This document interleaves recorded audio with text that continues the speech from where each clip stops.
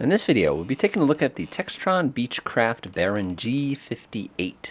Now, the Baron is Microsoft Flight Simulator, as you probably can get. You know, usually when I think of Microsoft Flight Simulator, this is one of the first aircraft that comes to mind.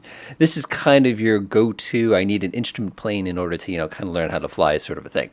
We're presently located in Incomanco. This is in Peru. Basically, we're right up in the middle of the Andes here. You can kind of tell by looking at some of the different buildings here. Again, I'm trying to provide you as much variety as possible to kind of get a feel for the different environments. Let's go ahead and take a look at our office here. Again, pretty familiar setup from those of you guys who are familiar. We have the G1000 set up by Garmin. Look at the back seat. We can definitely comfortably fit quite a few people here. Again, this is a very, very nice plane. I have a little tiny bit of experience riding one of these things. I've never actually got to float for myself, which is kind of a bummer. But I can tell you that they're pretty nice. They're pretty nice. Now let's go ahead and get everything nice and ready. Make sure our flaps are in the correct position for takeoff. Go ahead and give it full power, and off we go. Now, one thing that's a common misconception with twin-engine aircraft, and that's the fact that I have twice as many engines. I'm less likely to have an engine failure. It's actually not true. You're now twice as likely to have an engine failure if you want to think about it a slightly different way. Now, the interesting thing with our current situation is because we're so high up in the Andes right now, we're actually struggling to get this aircraft up to speed because of the fact that the air is so thin. We have to actually go through and lean our mixture a little bit during takeoff to make sure everything works properly here. Now, the Beechcraft 58, it goes without saying, this is an incredibly solid airplane. It's a very, very stable plane. It is absolutely great if you're trying to learn how to fly instruments. Of course, then you have the added challenge of 2 engines, plus you have retractable landing gear, plus your constant speed propeller. So you're asking for an awful lot. I personally think there are better aircraft out there if you're looking to kind of get the instrument experience without getting absolutely blown away with some of the technical things. First thing I notice is flying this aircraft is it has a very strong left twisting tendency, which is not unusual. Remember, this is a Baron, and both engine propellers, as you can take a look, go the same direction. So guess what happens if you lose the important one? Yeah, it becomes very, very difficult to control this aircraft. So this, again, very, very tremendously expensive aircraft. I love the avionics, especially since I'm looking down at it, and everything is an angry mountain everywhere I look. This is Peru. Again, this is the mountains of Peru. Look at our altitude. We're already at 13,300 feet. I felt that this aircraft would probably be a pretty solid choice for that purpose, just because I know that it can manage these altitudes pretty well. Trying to do this on a single engine probably wouldn't end well for us, but I'm not about to try. So what I'm going to do now is I'm just going to do a pretty good old-fashioned standard flight pattern here. I don't want to do anything too crazy because, again, that air is awfully thin up here. If we were to spin it or something along those lines, there's a pretty good chance that things would not go so well for us.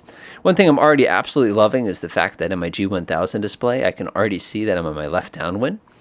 Now I can go ahead and level the aircraft off, and I can see very accurately and very precisely exactly where I need to be in order to safely approach things. I'm actually going to reduce power a little bit. We're going a little too fast here. Normally we would run this thing through some stalls and things, but like I said, this is an expensive plane. It feels dirty. It's the best way to say it. I'm just glad that this is not nighttime. I'm glad that visibility is really good here. Otherwise, this could be very, very dangerous of an operation.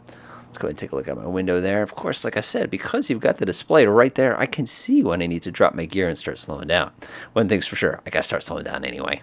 Now, one of the fun things is because we're up at such a high altitude, when I reduce that power, I'm actually expecting this aircraft to show a considerably higher indicated airspeed than we're actually traveling. That's certainly going to make the actual touchdown a little bit more interesting of an experience. Taking a look at my little display there, I can see pretty clearly that we are now beam the numbers. Drop the landing gear, put down my first notch of flaps. As far as instrument planes go, like I was just saying a minute ago, this would probably not be my first choice. It's a really, really solid aircraft. It's actually a very, very quick aircraft, too. There are very few aircraft without starting to get up into turboprop territory, which can quite get the speed that this aircraft can of this class.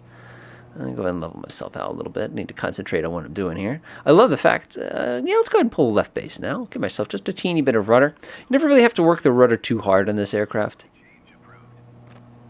That's kind of that automatic instinct there. Oh, yeah, that's why, because we were just about outside of his airspace, so he probably got mad at us.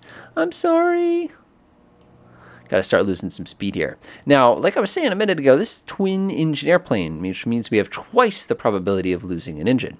Unfortunately, because we're a twin-engine airplane, we have that extra redundancy, but that extra redundancy can be tremendously dangerous. Because if we're at low speed and we give it full power on our good engine, we might end up spinning ourselves right out of the sky. So you have to be very, very cautious operating these kind of aircraft. You know, again, getting your 2-engine cert is a little different than getting your high performance, which is a little different than getting your other one. I actually love these buildings, by the way. That is just overwhelmingly and awesome. All right, line ourselves up with the runway very, very cautiously. You can see we got 2 red, 2 white. We did a really, really nice pattern so far, but this thing is mushing, which tells me we're getting a little too slow. Go ahead and bring in some more RPM here. Engines get a little bit scarier.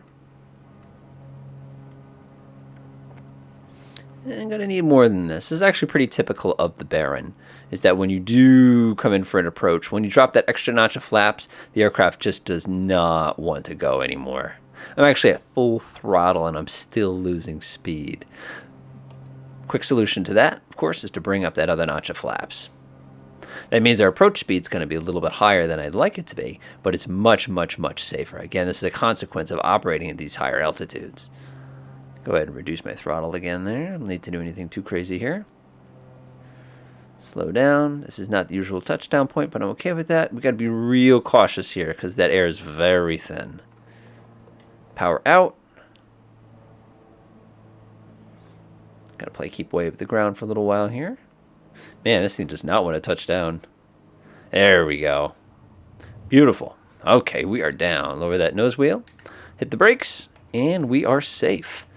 Nice plane. I'll probably be experimenting more with the TPM than with this one as far as instrument flight goes, but you know, this is just classic and it handles really well. Enjoy.